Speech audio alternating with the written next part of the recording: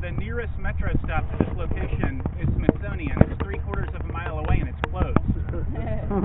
So getting here really, I think, took some effort. So it's the Farm Sanctuary stalwarts who actually made it. I was a little annoyed that they canceled the first walk. I felt a little bit like Michelle Bachmann at the World War II memorial. I wanted to go out and, denounce the park police for closing our walk. Because what did it require for them to help us today? But as I think most people here know, the original walk location was actually right on the mall, so it was very metro accessible. And I think we went a little renegade on the walk today, didn't we? Yeah. So I think it was originally around the tidal basin, but we decided to impact more people, and in a good animal rights fashion, we seized the utilitarian moment and broke forth and sort of went wherever we wanted, basically, which I think was exactly the thing to do. So whoever made that decision, thank you. And also thank you to John and Cece for organizing the walk. Thank you, John. Thank you, Cece. So I'm just going to tell you. I'll keep this fairly short, and just tell you about a couple of projects that Farm Sanctuary is working on that we're particularly excited about. One of them, I didn't even know this until I got to my first walk this season. They created a Someone Not Something poster. How many people know the Someone Not Something campaign? Quite a few. Awesome. Some of them I have not stopped talking about it. You guys can go do something else for the next 3 minutes. But so the Someone project, the idea being that farm animals are someone, not something, is really focused on the idea that the vast majority of Americans oppose cruelty to animals, and the vast majority of Americans would never eat a dog or a cat. And yet, anytime somebody is eating a chicken or a pig or a fish or another animal, they're paying for egregious abuse of animals who are every bit as worthy of our compassion and our kindness as any dog or cat. So the idea of the campaign came from Gallup in 2008 and in 2003 asked people, do you think animals should be legally protected from abuse? And 97% of Americans said yes, animals should be legally protected from abuse. 97% of Americans don't agree on anything, right? Even the libertarians want laws to protect animals from abuse. And yet, everybody who sits down to eat, if they're eating animal products, they're paying other people to egregiously abuse animals who are made of the same stuff as the dogs and cats they care about, and the same stuff as us, actually, right? I mean, other animals are made of flesh and blood just like we are. They have the same 5 physiological senses that we do. And what we know to be true from the limited ethology, the limited cognition, emotion, behavior research that's been done with farm animals, what we know to be true is that chickens and pigs outperform dogs and cats on tests of cognitive and behavioral complexity. My wife Alka insists that the cats are just above the tests. The cats could kick the chickens' asses if they really wanted to, but the dogs are trying. And as just a couple of examples, we now know that chickens have the capacity to delay gratification. They can think about the future and learn that if they don't take the food reward now, they will get more food later, which is something that human beings learn at about the age of 4. So Farm Sanctuary reached out to Nicholas Kristof at the New York Times and was responsible for the piece that he did a couple of Sundays ago about chicken complexity, wherein he talked about the fact that chickens outperform toddlers in a variety of ways on tests of cognitive sophistication. So the goal of the Someone Project is to help people to realize that if they're eating animals, they're actually living outside of integrity with themselves. Some years back, there was this poster, How to Win an Argument with a Meat Eater. Do people remember that poster?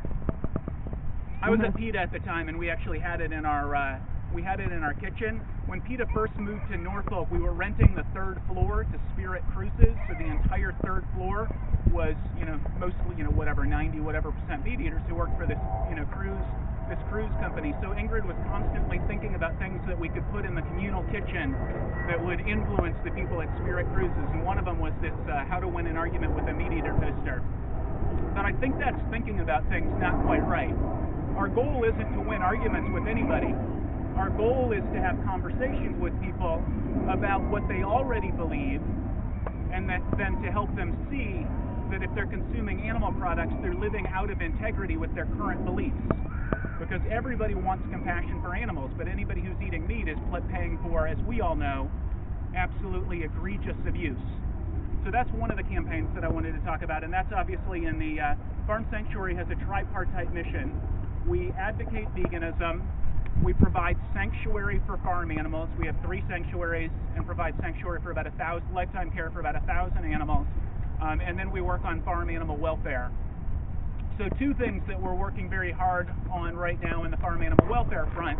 New Jersey passed overwhelmingly, both their Assembly and their Senate, passed overwhelmingly a ban on gestation crates. And gestation crates, according to the pork industry, 83% of mother pigs are kept in 2 feet, I can't do 7 feet with my arms, but 2 feet by 7 feet cages. Oh yeah, thank you, Stacy.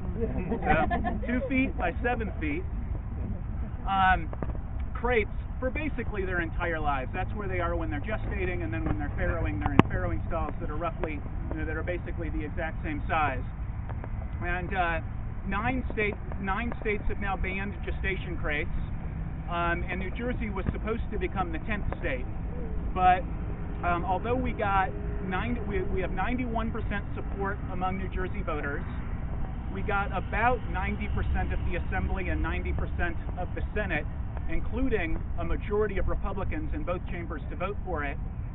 But then Chris Christie vetoed it.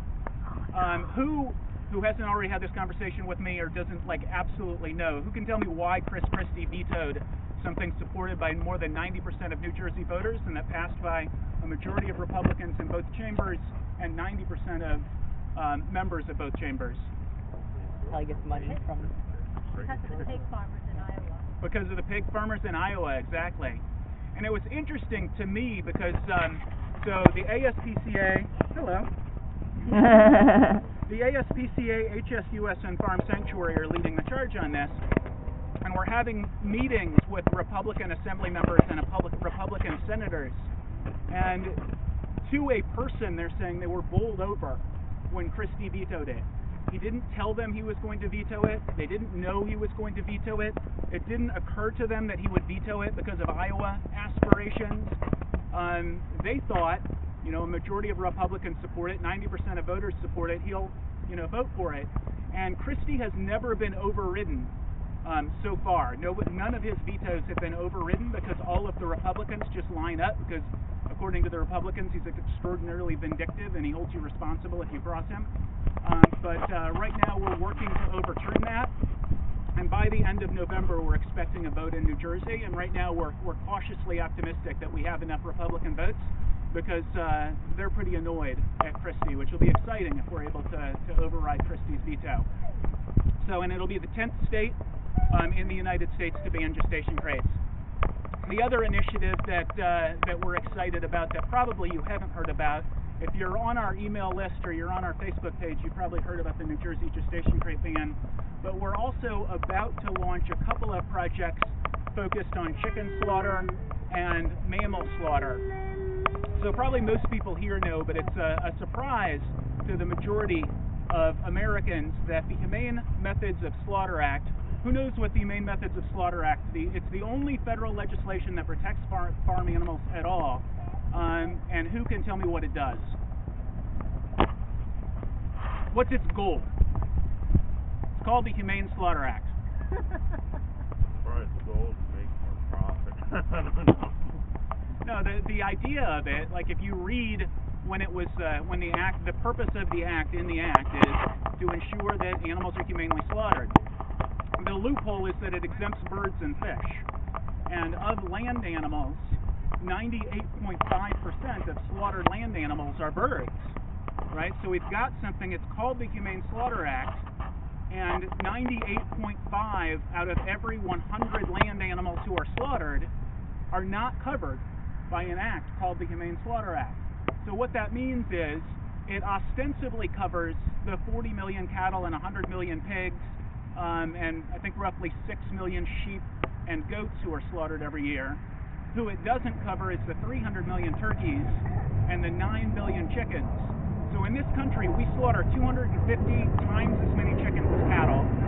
We slaughter 100 times as many chickens as pigs. We slaughter 3 times as many turkeys and 3 times as many turkeys as pigs. We slaughter 7 times as many turkeys as cattle.